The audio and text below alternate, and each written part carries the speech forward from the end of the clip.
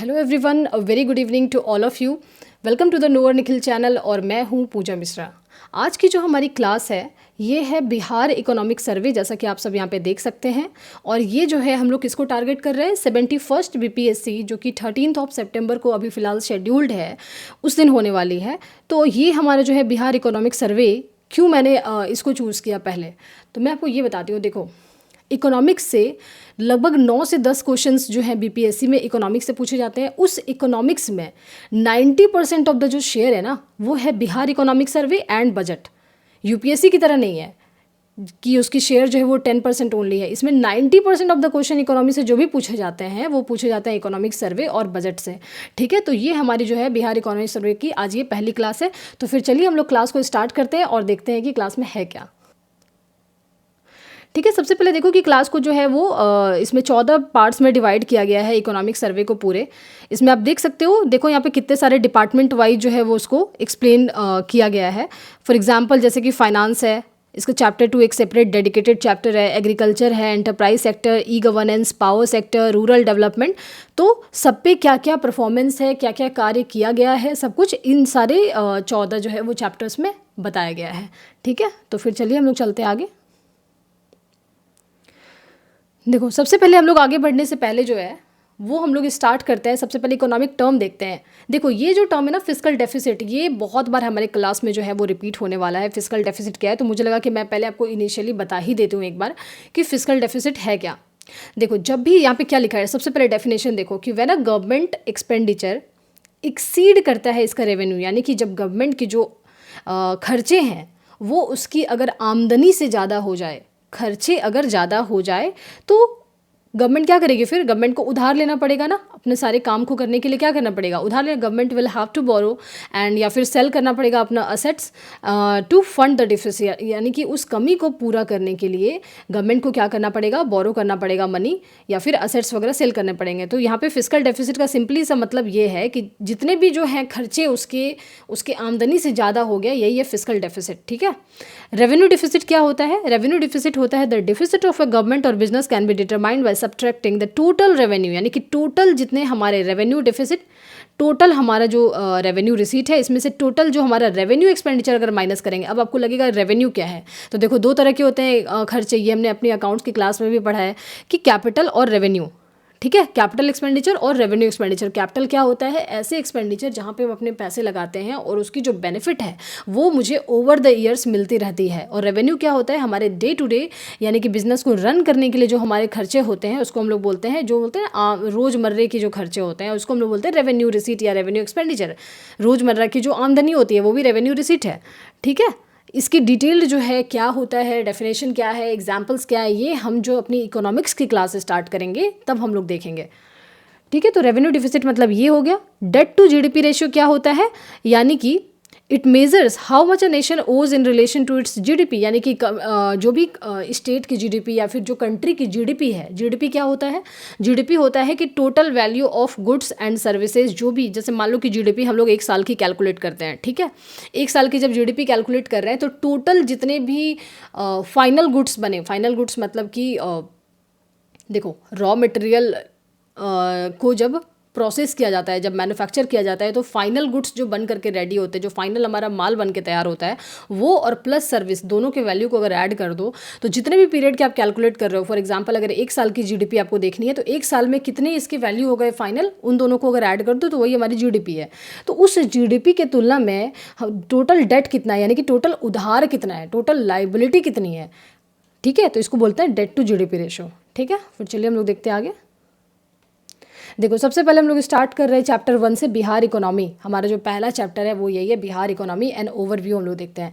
Overview देखने से पहले मैं आपको एक बार बता दूं कि इकोनॉमिक सर्वे होता क्या है। इकोनॉमिक सर्वे देखो क्या है कि पिछले साल यानी कि प्रीवियस ईयर में इकोनॉमिक क्या परफॉर्मेंस रहे, क्या खर्चे हुए, कहाँ पे कैसा उसका परफॉर्मेंस रहा, वही देखने के लिए हम लोग जो है वो इकोनॉमिक सर्वे देखते हैं। और बजट में क्या डिफरेंस है और इकोनॉमिक सर्वे में, देखो बजट जो है वो हमारा अपकमिंग ईयर, यानी कि जो साल हमारा आने वाला है उसमें क्या क्या सरकार ने सोच रखी है ऑलरेडी कि क्या क्या करने वाले हैं, क्या क्या प्लान है उनका, कहाँ एक्सपेंडिचर करेंगे, कहाँ इनकम आएगा, सब कुछ ये एक प्लान है जो फ्यूचर है बजट में। और इकोनॉमिक सर्वे क्या होता है, वो पास्ट है कि प्रीवियस ईयर उन्होंने क्या क्या किया, क्या परफॉर्मेंस रहा, तो ये है हमारा इकोनॉमिक सर्वे। ठीक है, चलिए हम लोग देखते हैं अब आगे। बिहार इकोनॉमी में ये हमारा पहला चैप्टर है। Bihar has witness significant economic growth. पिछले 2 डेकेड्स के कंपैरिजन में अगर हम देखें तो बिहार ने जो है वो ग्रोथ को विटनेस किया है, ग्रोथ देखा गया है यहाँ पे। And this is the 19th economic survey. ये जो इकोनॉमिक सर्वे अभी लेटेस्ट वाली आई है बिहार की, ये हमारा कौन सा इकोनॉमिक सर्वे, देखो इस पर भी क्वेश्चन आ जाते हैं। 19th economic survey of the state है। अब हम लोग चलिए आगे में डिस्कस करते हैं डिटेल क्या है। जो देखो मैं आपको अभी भी बोल रही हूँ, मैं आपको चाहूँ तो पूरे डिटेल से अच्छे से पढ़ा सकती हूँ, लेकिन मैं आपको बस वही फैक्ट यहाँ पे दे रही हूँ जो एग्जाम में आने के चांसेस, जो बीपीएससी में मैंने जो पीवाईक्यू को जो एनालाइज किया, मुझे जो लगा कि ये क्वेश्चन यहाँ से बन सकते हैं, मैंने सिर्फ उसी फैक्ट को यहाँ पे डाला हुआ है और मैं सिर्फ उसी को पढ़ाऊंगी। ठीक है, कोई एक्स्ट्रा टाइम वेस्ट नहीं, कोई अननेसेसरी क्लास नहीं, स्टिक टू द पॉइंट्स। ठीक है, अब देखो यहाँ पे बिहार जो है rank seconds among the fastest growing state in the country. अगर हम देखें कि सबसे ज़्यादा ग्रो कौन कर रहा है, तो उसमें अगर बिहार का क्या पोजीशन है, तो सेकेंड पोजीशन है। ठीक है, फास्टेस्ट ग्रोइंग स्टेट्स में। दूसरा, स्टेट की जो हमारी जीडीपी है, ऑलरेडी मैं बता चुकी हूँ जीडीपी क्या होती है, तो स्टेट की जो जीडीपी है बिहार की इज एस्टिमेटेड, कितने यहाँ पे एस्टिमेट किया गया है, देखो यहाँ पे दो हमेशा आपको दिखेंगे, यहाँ पे एक करंट प्राइस पे, एक यहाँ पे कॉन्स्टेंट प्राइस पे। ठीक है, current price and constant price.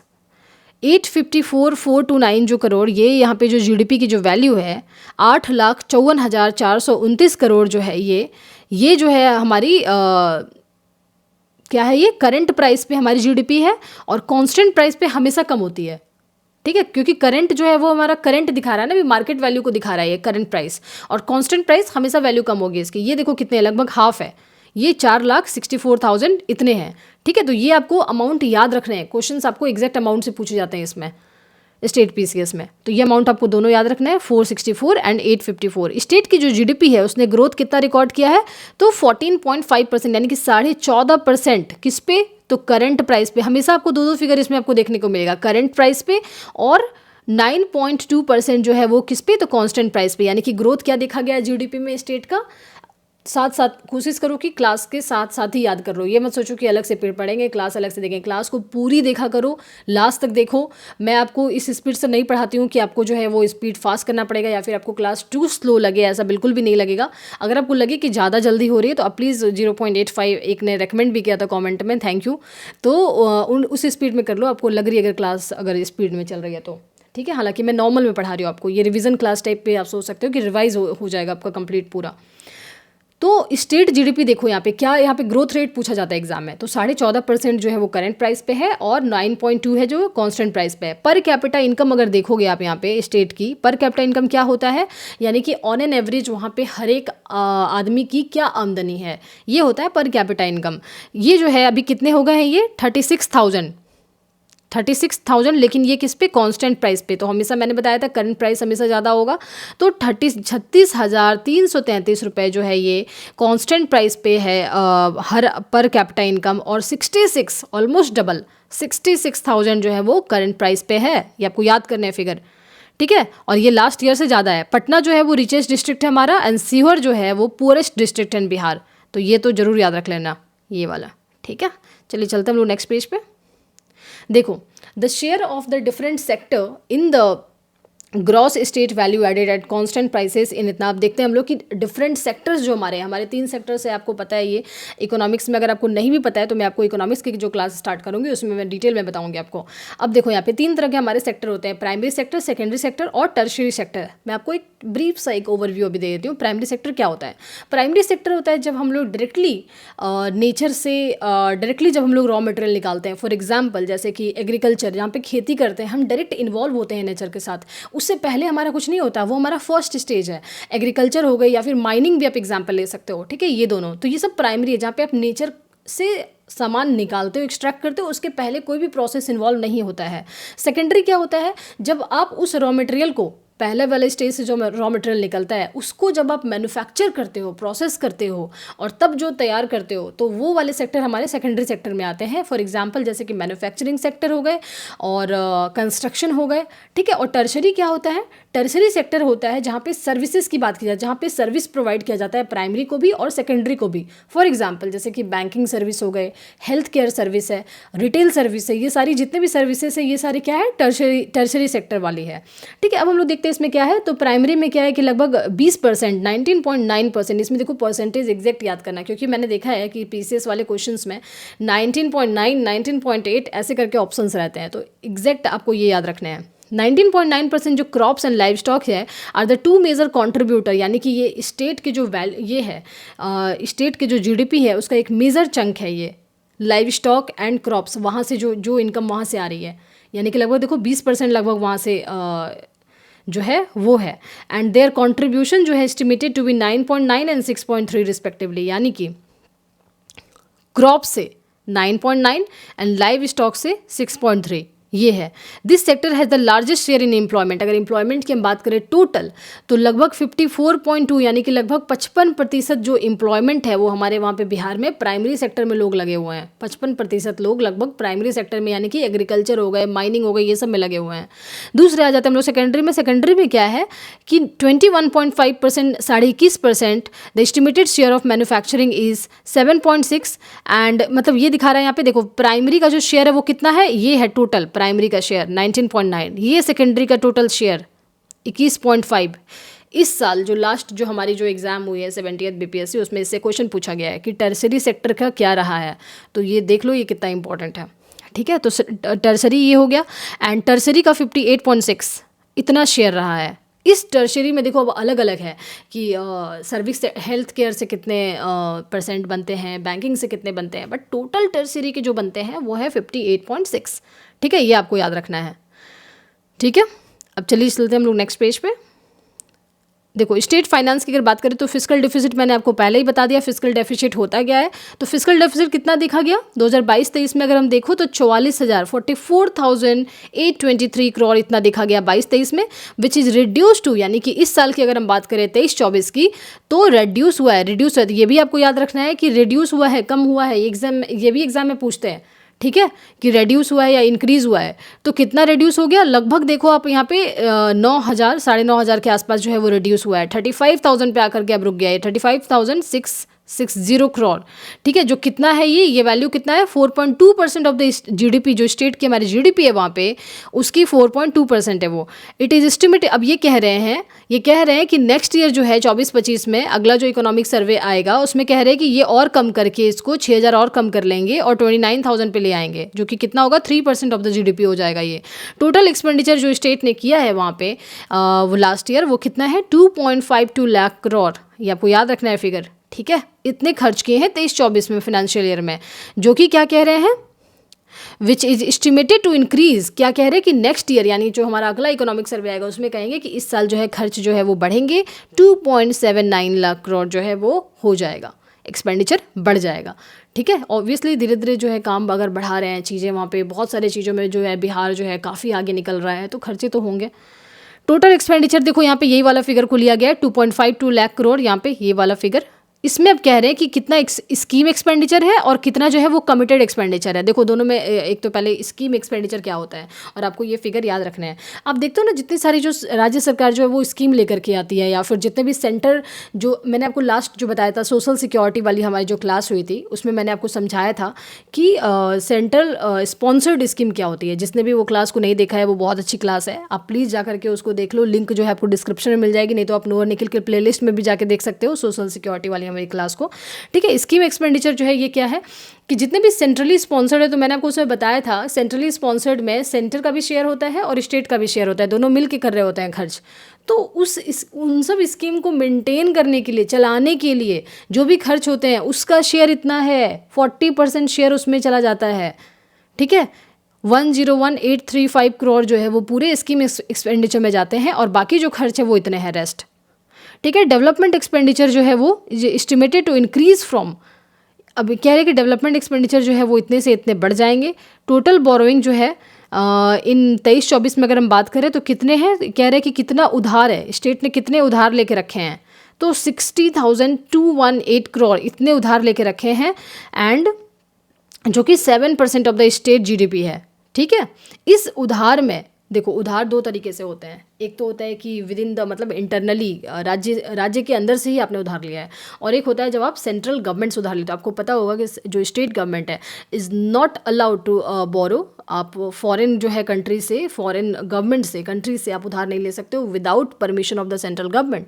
ठीक है, तो दो आपके पास ऑप्शन हो गए। एक हो गया सेंट्रल गवर्नमेंट से आप ले सकते हो, और दूसरा क्या है, विद इन द स्टेट ले सकते हो। तो सेंट्रल गवर्नमेंट से आप कितना शेयर है इसमें लोन का, 10,672, यानी कि 1.2% ऑफ द इतना है। यानी कि इस 60,000 में 10,000 जो है इसने किससे लिए हैं, सेंट्रल गवर्नमेंट से लिए हैं, बाकी जो है विद इन द स्टेट इन्होंने उठाए हुए हैं पैसे।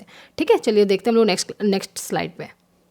देखो ये वाला जो हमारा ये चार्ट देखो सबसे पहले आप, कि कंपोनेंट ऑफ स्टेट का tax revenue from own sources, यानी कि जो भी टैक्स से जो कलेक्शन आते हैं, जो टैक्स से पैसे आ रहे हैं राज्य सरकार को, उसका क्या क्या शेयर है, किससे कितने आ रहे हैं।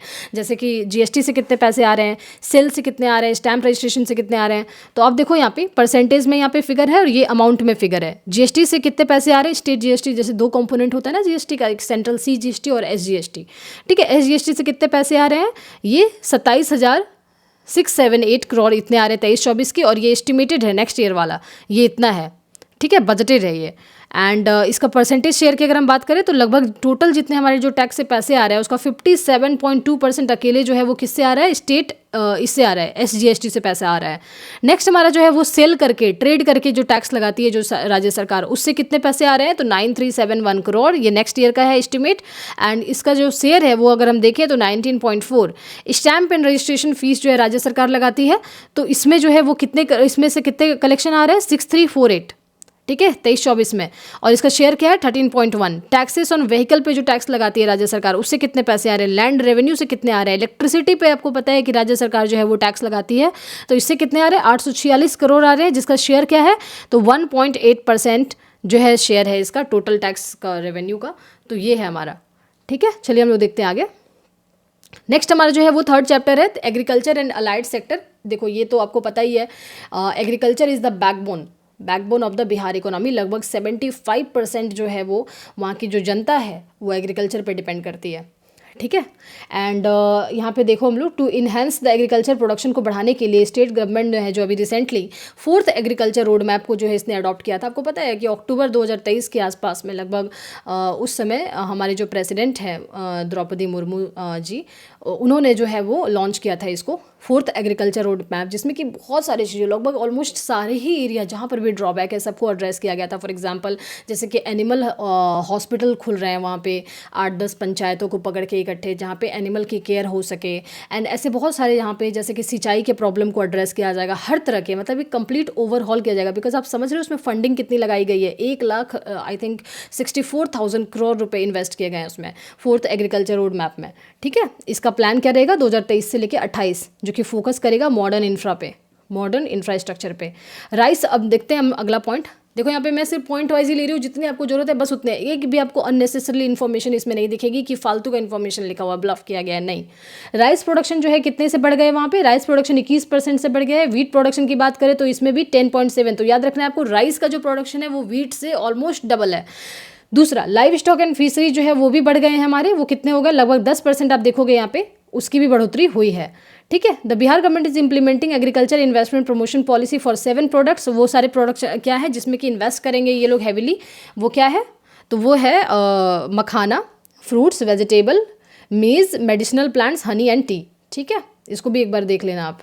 नेक्स्ट पेज पे चलते हैं हम लोग। देखो लैंड यूज पैटर्न पे अगर हम देखें तो बिहार में देखो यहाँ पे लगभग 54.6% ऑफ द लैंड जो है उसको यूटिलाइज किया गया फॉर प्रोडक्शन के लिए। मतलब लगभग देखो वहाँ पे जो लैंड, जितनी भी ज़मीनें हैं वहाँ पे, ठीक है, उसके लगभग 55% पे जो है वो ये हो रही है, सिंचाई हो रही है, क्रॉप प्रोडक्शन हो रहा है। जैसे और दूसरा नेक्स्ट हम लोग देखते क्या है इसमें, बक्सर और भोजपुर डिस्ट्रिक्ट में, अगर हम सिर्फ इन दोनों डिस्ट्रिक्ट की बात करें तो वहाँ पे 80% से भी ज़्यादा एरिया जो है वहाँ पे सिंचाई के लिए इस्तेमाल की जाती है, बक्सर और भोजपुर में। तो क्रॉपिंग इंटेंसिटी जो है वो हाईएस्ट है कहाँ पे, तो सुपौल डिस्ट्रिक्ट में, एंड उसके बाद जहानाबाद में। ठीक है, यानी कि जितने हो सकते हैं उससे ये देख रहे हो 1.82, यानी 1 से ऊपर है, यानी कि जितने हो सकते हैं इससे, यानी ओवर हो रहा है वहाँ पे।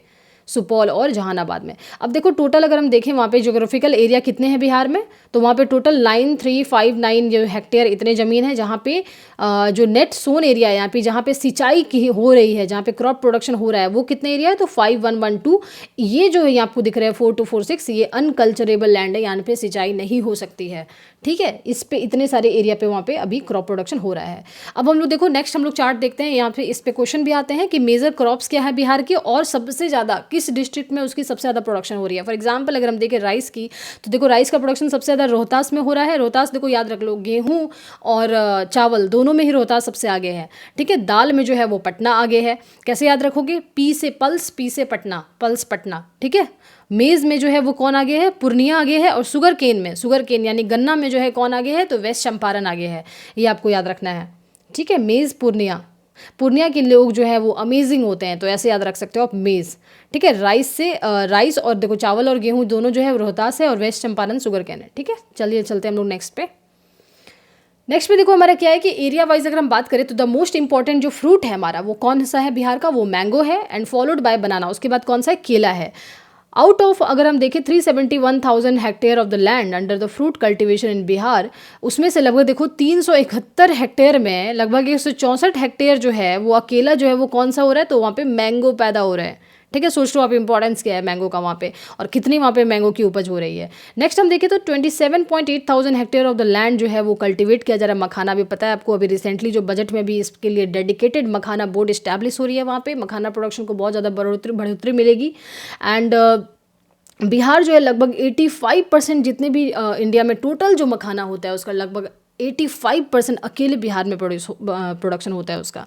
ठीक है, स्टेट गवर्नमेंट ने भी डेडिकेटली इसके लिए 1081971 जो है इतने लाख जो है डेडिकेटली मखाना डेवलपमेंट स्कीम के लिए दी है खर्च करने के लिए, ताकि जो है उसको इम्प्रूव किया जा सके। और टू प्रमोट करने के लिए the holistic growth of the T sector centre of excellence खोला गया है। टी के लिए कहाँ पे, देखो ये भी क्वेश्चन है यहाँ पे, प्रोबेबल क्वेश्चन।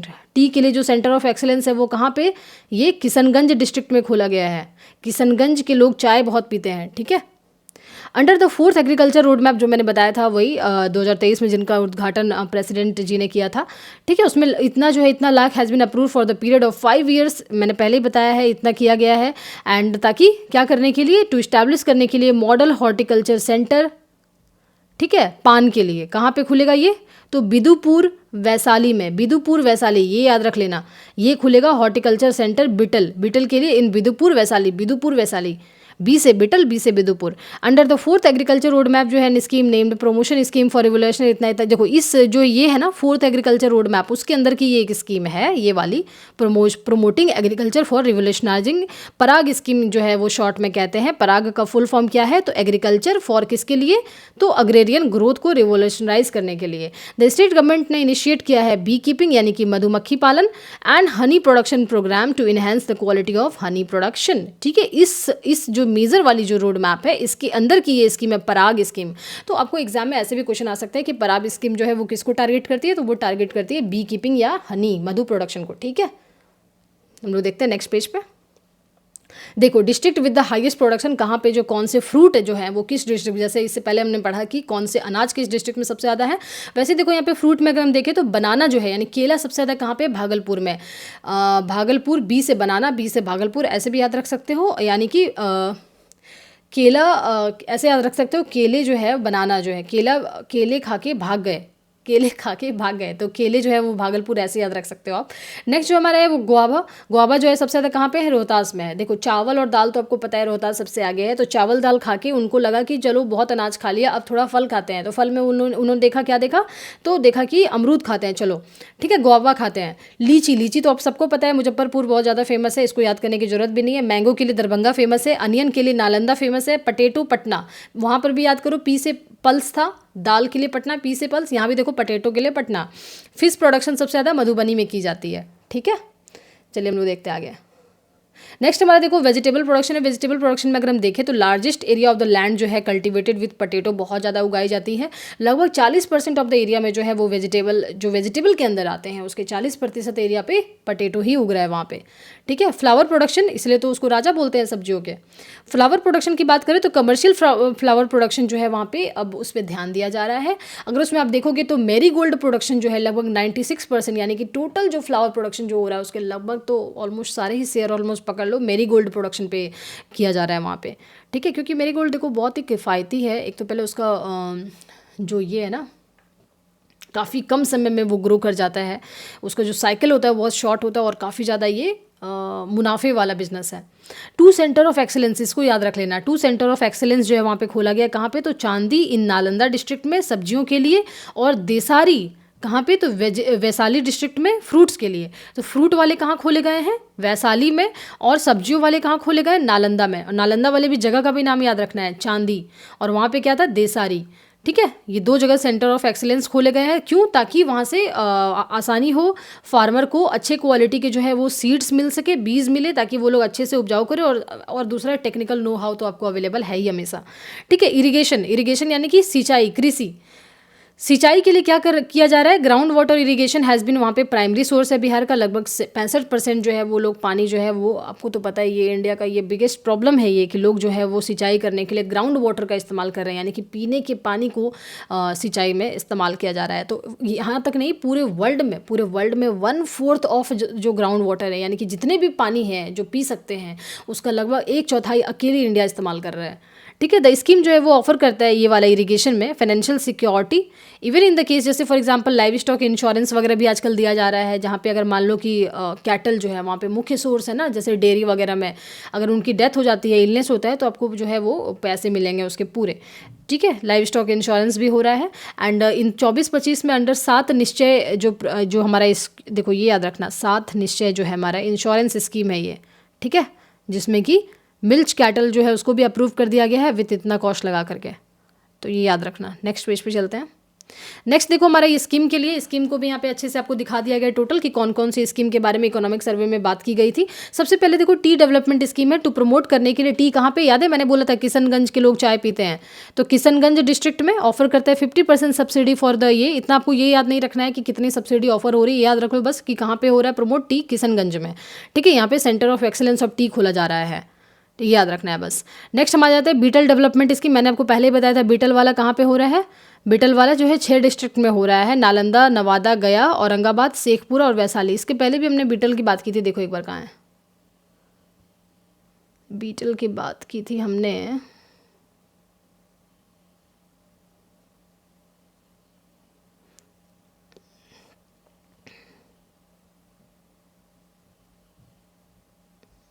देखो बीटल की बात की थी हमने बिदुपुर वैशाली में। ठीक है। बिदुपुर, तो बीटल वाली डेवलपमेंट स्कीम ये हो गई। पराग स्कीम हमने बात कर, ऑलरेडी हम लोग बात कर चुके हैं। पराग स्कीम क्या है, तो वही हनी प्रोडक्शन के लिए है मेनली ये।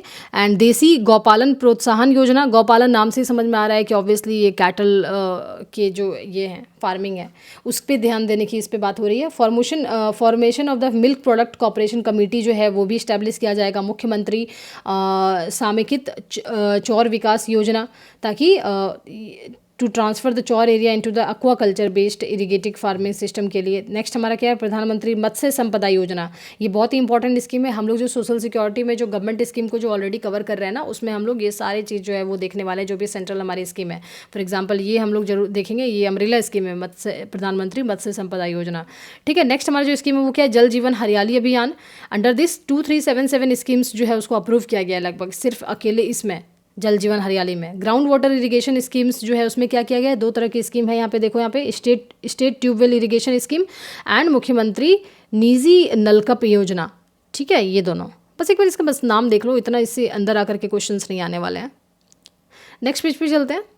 देखो यहाँ पे नेक्स्ट क्या है, जैविक खेती प्रोत्साहन योजना। जैविक खेती प्रोत्साहन योजना इसमें कवर करता है 38 डिस्ट्रिक्ट लगभग, to promote the organic farming, to encourage the growth of dhaincha, और सब्सिडी ऑफ 90% लगभग दिया जाएगा सीड पे। ठीक है। सीड लेने पे लगभग 90% सब्सिडी। आपको ये याद नहीं रखना है कितनी सब्सिडी, कितने कवर करता है डिस्ट्रिक्ट, बस याद रख लो जैविक खेती यानी कि ऑर्गेनिक फार्मिंग। जैविक खेती का जो योजना है वो किस पे ये डेडिकेटेड है, ऑर्गेनिक फार्मिंग पे। नेक्स्ट हमारा क्या है, गोबर जो है बायोगैस यूनिट ये खोला जा रहा है। हरी खाद कार्यक्रम, ठीक है, इसमें हरी खाद पे किया जाएगा फॉर ये हरी खाद के लिए। जैविक कॉरिडोर योजना, इसका सेकंड फेज जो है वो इम्प्लीमेंट हो रहा है। नमामि गंगे स्कीम, ये भी हम लोग देखने वाले हैं अपने उसमें सेंट्रल सेक्टर वाली, जब हम लोग स्कीम देखेंगे ना अपनी जो सोशल सिक्योरिटी वाली क्लास में, नेक्स्ट क्लास में, नमामि गंगे स्कीम उसमें है। प्रधानमंत्री कृषि विकास योजना, ये भी हम लोग उसमें देखने वाले हैं, ठीक है। कॉस्ट शेयर हो रहा है बिटवीन सेंटर एंड 60-40 में हो रहा है, सेंट्रली स्पॉन्सर्ड स्कीम है ये। किसान चौपाल जो है स्कीम, ये क्या है, तो इसमें करते हैं हम लोग जब हम लोग किसानों को जो है इन्फॉर्मेशन प्रोवाइड करते हैं स्कीम्स के बारे में, ठीक है, वही लिखा है disseminate information about the schemes. New scheme जो है वो बाय वाटर रिसोर्स डिपार्टमेंट द्वारा ये सब लाई गई है। Eastern Gandak canal system, Ganga water supply scheme and निरकिस पंप कैनल स्कीम, ये सब जो है ये आप पढ़ लेना इसको, ठीक है। ये सब स्कीम्स जो है वाटर रिसोर्स डिपार्टमेंट के द्वारा लाई गई हैं। जैसे आप इसको देख सकते हो, जैसे ईस्टर्न गंडक कैनल सिस्टम जो है वो कहाँ से कहाँ तक है, जैसे फ्रॉम द, ये देखो आप Valmiki Nagar barrage in the west Champaran से वेस्ट चंपारण में, तो ये आप इसको जगह को बस देख सकते हो इसमें कि कहाँ पे है ये स्कीम, किसको टारगेट कर रहा है, बस इतना ही देख लो इसमें। गंगा वाटर सप्लाई स्कीम जो है वो किसको कर रहा है, तो ये राजगीर एंड नवादा ये वाले एरिया, इसको देख लेना, ठीक है। चलिए हम लोग चलते हैं नेक्स्ट पेज पे। नेक्स्ट देखो हमारा 4th चैप्टर एंटरप्राइज सेक्टर, इसमें क्या है कि डिस्पाइट्स, देखो बहुत डिस्पाइट्स की इसका जो रिच हिस्ट्री बिहार का रहा है, पोटेंशियल रहा है, फिर भी जो है स्टेट जो है इंडस्ट्रियल ग्रोथ की अगर हम बात करें तो इसमें काफ़ी चैलेंजेस जो है बिहार फेस कर रहा है। द सेकेंडरी सेक्टर पर्टिकुलरली मैंने जो समझाया था आपको, मैन्युफैक्चरिंग या कंस्ट्रक्शन सेक्टर जो है वो हैज़ बिन अ मेजर जो है ड्राइवर रहा है बिहार के इंडस्ट्रियल ग्रोथ का, जहाँ पे कंस्ट्रक्शन जो है वो कंट्रीब्यूट करता है अलोन पूरे अगर हम बात करें सेकेंडरी सेक्टर की लगभग 50% अलोन, सिर्फ सेकेंडरी सेक्टर की अगर हम जीडीपी की बात करें तो अकेला जो है लगभग हाफ जो है वो कंस्ट्रक्शन वाले और मैन्युफैक्चरिंग एरिया का है, ठीक है। तो ये कितना इंपॉर्टेंट है कि इस एरिया पे जो है वो ध्यान दिया जाए। द कंट्रीब्यूशन ऑफ बिहार जो है टू इंडिया का जीवीए, इंडिया में कितना कंट्रीब्यूट करता है बिहार जो है वो जीवीए में, ग्रॉस वैल्यू एडेड में 0.5%, एंड अगर ग्रॉस कैपिटल फॉर्मेशन अगर हम बात करें तो 1.7। अब आप इसमें शॉक्ड मत होना कि क्या है ग्रॉस वैल्यू एडेड, क्या है ग्रॉस कैपिटल, ये क्या है फॉर्मेशन। देखो मैं मेरे पास भी रिस्ट्रिक्शन है ना, मैं ऑब्वियसली मैं इकोनॉमिक सर्वे की क्लास में मैं ये एक्सप्लेन नहीं करूँगी, मैं इकोनॉमिक्स की क्लास में ये एक्सप्लेन करूँगी आपको, ठीक है। तो आप वो वाली क्लास मेरी जरूर देखना। नेक्स्ट हम देखिए अनइनकॉर्पोरेटेड सेक्टर में क्या है, तो यहाँ पे देखो यहाँ पे क्या है, annual survey of unincorporated sector enterprise जो उसने कैटेगराइज किया है दो मेन इसमें, एक तो होता है कि जिसमें ओन अकाउंट इस्टेब्लिशमेंट और हायर्ड वर्कर, ऐसे इस्टेब्लिशमेंट यानी कि कोई भी कंपनी हो गई, फर्म हो गई, कुछ भी, ठीक है, या तो उसमें ओन अकाउंट है या तो हायर्ड वर्कर। ओन अकाउंट क्या होता है, जिसमें कि कोई भी हायर नहीं किए जाते वर्कर को, और हायर्ड वर्कर वाले में क्या होता है, जिसमें रेगुलर बेसिस पे हायर किए जाते हैं। बिहार में जो है अगर आप देखोगे 99.3% लगभग 100 ही मान लो, ये तो इस्टेब्लिशमेंट जो है वो प्रोप्राइटरी है यानी कि अकेला आदमी जो है, एक जैसे होता है ना एक छोटी मोटी कंपनी होती है जिसमें अकेला एक ही डायरेक्टर होता है, एक ही मालिक है, वैसे उसको बोलते हैं, तो प्रोप्राइटरी है 99.3% बिजनेस, ठीक है। एंड ऑल द प्रोप्राइटरी वर्सिट अगर हम बात करें सारे इसमें 99 में, तो लगभग सिर्फ 14.5% ही है जो कि फीमेल द्वारा चलाई जा रही है वो, ठीक है, फीमेल हेड है उसकी, सिर्फ 14.5। बिहार का जो प्राइमरी सोर्स ऑफ रेवेन्यू है जनरेशन वो क्या है, तो माइनर मिनरल्स भी है, जिसमें कि सैंड माइनिंग, आपको पता है सैंड माइनिंग, इस पर तो खैर एक पूरी वीडियो बन सकती है अलग से। Sand mining is the important one. अगर आपको फिर भी मैं आपको बोलूँ अगर क्लास में ऐसा कुछ भी लगे, आपको कोई भी वर्ड जो आपको ये समझ में नहीं आया, ये कॉन्सेप्ट समझ में नहीं आपको पता है, मैं सबके डाउट्स एक तो पहले मैं सारे ही कॉमेंट्स पढ़ती हूँ, ठीक है, और आपके जो भी डाउट्स हैं वो मैं आपको अगली क्लास में, जैसे फॉर एग्जांपल मैंने देखे हुए हैं ऑलरेडी अकाउंट्स के बहुत सारे डाउट्स आए हुए हैं, ठीक है। सौम्या जो है उसने लगातार ही कमेंट किया है, उसने अकाउंट्स के बारे में एक डाउट है उनका, तो मैंने उनको बोला भी है कि जो हमारी नेक्स्ट अकाउंट की क्लास होगी उसमें मैं अकाउंट्स के सारे डाउट लूँगी। अब जो इसके डाउट्स आएंगे वो जब इसका पार्ट 2 आएगा तो मैं इसके डाउट्स लूँगी, ठीक है। तो आप आराम से उसमें कॉमेंट करना कि आपको क्या समझ में नहीं आया, या फिर आप और क्या चाहते हो नेक्स्ट वीडियो में मैं और क्या ऐड करूँ, ठीक है। ये हो गया, हमने देख लिया ये 2 ब्लॉक ऑफ आयरन ओर्स, एक जमुई और एक रोहतास में। नेक्स्ट पेज पे चलते हैं। ये देखो स्टेटस ऑफ स्टार्टअप्स जो under the Bihar startup policy, the startup policy 2022 को डिज़ाइन किया गया है 4 पिलर पे, जिसका कि एक्रोनिम क्या है यहाँ पे युवा। वाई से देखो तो यस टू स्टार्टअप, यू से देखो तो unless the regulatory enablers, V से देखो तो vibrancy in the education system, and A से देखो तो एक्सेस टू फाइनेंसिंग। यानी कि कह रहे हैं कि कोई भी स्टार्टअप जब हम ओपन करते हैं, स्टार्टअप चलाते हैं, तो उसके लिए क्या 4 चीज़ होना मैंडेटरी है, 4 चीज़ होए तो फिर मज़ा आ जाए। वो 4 चीज़ क्या है? तो वाई से देखें तो यस टू स्टार्टअप, सबसे पहले तो स्टार्टअप होने चाहिए और आने चाहिए, इसकी अवेयरनेस होना जरूरी है। नेक्स्ट हमारा जो है वो है यू से अनलेस द रेगुलेटरी इनेबलर्स, यानी कि बहुत सारे जो रेगुलेटरी नहीं रहते, ये फॉर्म वो फॉर्म 50 तरह के जो है वो फॉर्मेलिटीज़ हैं, इनको करना पड़ेगा, उसको एक बार पहले जो है वो ठीक की जाए। ठीक है, तो वो है। थर्ड हमारा vibrancy in the education system, ताकि एनकरेज हो, ताकि लोगों में जो हमारे जो यंग माइंड्स हैं उनको लगे कि स्टार्टअप पे उनको आइडियाज़ आए, तो एजुकेशन पे ध्यान दोगे तभी तो आएगा। फोर्थ जो है वो अगर आए तो फाइनेंस मिले, फाइनेंसिंग। ठीक है, नेक्स्ट पेज पे चलते हैं। नेक्स्ट जो है हमारा टूरिज्म पे। टूरिज्म में देखो क्या है कि इंडिया जो है rank on world economic forum. सबसे पहले मैं आपको बता दूं, ये एक बहुत इंपॉर्टेंट इंडेक्स है, travel and tourism development index. इसको कौन लेकर के आता है? तो वर्ल्ड इकोनॉमिक फोरम लेकर के इसको आता है, ये याद रख लेना आप याद से। इसमें अगर आप देखोगे तो इंडिया की प्लेस जो है वो इंप्रूव हुई है, 39th प्लेस पे हो गई है ये, अभी 39वां रैंक है हमारा इंडिया का जो। और दूसरा टूरिज्म में, एंड टूरिज्म जो है उसका क्या है, उससे टूरिज्म से जो कमाई होती है वो हमारे जीडीपी का कितना परसेंट है? तो हमारे जीडीपी का 7% है इंडिया लेवल पे। अगर हम पूरे कंट्री लेवल पे बात करें तो 7% है। अब बिहार पे आ जाते हैं। बिहार की जो टूरिज्म पॉलिसी है वो एम करती है कि टूरिज्म इंडस्ट्री को जो उस पर ध्यान दी जाए ऑब्वियसली, ताकि इकोनॉमिक प्रोग्रेस हो स्टेट का। बिहार जो है ब्रांड कर रहा है। मार्केटिंग पॉलिसी 2024 जो है ये जो स्कीम है इसकी, ये प्रमोट करता है नेशनल और इंटरनेशनल टूरिज्म। एंड बहुत सारे इसने डेवलप किए, जैसे रामायणा सर्किट हो गया, बुद्धिस्ट सर्किट हो गया, बोध गया जैसे है हमारा, एंड जैन सर्किट हो गया। ऐसे बहुत सारे सर्किट डेवलप कर रहे हैं, ठीक है, बिहार गवर्नमेंट, ताकि लोग जो है वो अट्रैक्ट हों टूरिज्म के, बिहार टूरिज्म की ओर। इको टूरिज्म की अगर हम बात करें तो मेजर टूरिज्म सेक्टर जो अगर आप देखोगे अट्रैक्शन तो क्या है? वाल्मीकि टाइगर रिजर्व, राजगीर है वहाँ पे। राजगीर जो है वहाँ पे जो रोपवे है उसमें मेरी तो एक्सपीरियंस बहुत ज़्यादा ख़तरनाक रही है। एंड मैं तो, मुझे लग रहा है कि लोग मेरी ही वीडियो बना रहे थे कि मैं इतनी स्केर्ड थी। तो आप लोग में से जो भी अगर राजगीर के रोपवे में अगर आप लोग गए हो तो प्लीज़ मुझे बताना कमेंट में कि आपको कैसा लगा वो। And Kaimur wild life sanctuary ये है। नेक्स्ट हमारे देखें तो 23-24 में सम नोटेबल इको टूरिज्म प्रोजेक्ट इस्तेमाल किया, मतलब ये स्टार्ट किया गया है। फॉर एग्जांपल देखो कंस्ट्रक्शन ऑफ ग्लास ब्रिज जो बनाया गया वहाँ पे राजगीर में, जो काफ़ी ज़्यादा आप देखोगे, बहुत सारे रील्स में आप देखोगे ये ग्लास ब्रिज के बारे में। ठीक है, एंड डेवलपिंग अ पार्क बोध, जैसे गया, बोध गया, पीपर घाटी, ये सब जो है बारखुंड एरिया, ये सब औरंगाबाद डिवीज़न में, ये सब पे डेवलपमेंट किया जा रहा है। And large number of tourist जो है वो राजगीर में आ रहे हैं। Rajgir one of the 3 eco tourism sites बन गया है, टॉप 3। ठीक है, चलिए चलते हैं हम लोग नेक्स्ट पेज पे। नेक्स्ट में देखो इसमें क्या है कि number of domestic and foreign tourist की अगर हम बात करें तो कितने आ रहे हैं? तो डोमेस्टिक लगभग जो है वो बिहार की बात हो रही है ये, टोटल अगर 821 हैं, ठीक है, 821 लाख, उसमें से डोमेस्टिक 815 हैं, और बाहर से जो फॉरेनर आ रहे हैं घूमने के लिए वो कितने हैं? लगभग 5.47 लाख। ठीक है, चलिए चलते हैं हम लोग नेक्स्ट स्लाइड पे। नेक्स्ट हमारा देखो ये हमारा ये है नॉट डाउट सेशन। ये हमारा एक कमेंट्स को मैंने लिया है कि आप लोग जो भी अप्रिशिएट कर रहे हो, मुझे लगा कि मैं एक बार दिखाते हो कि थैंक यू, बहुत अच्छा लगता है जब भी आप लोग ऐसे अप्रिशिएट करते हो क्लासेस की।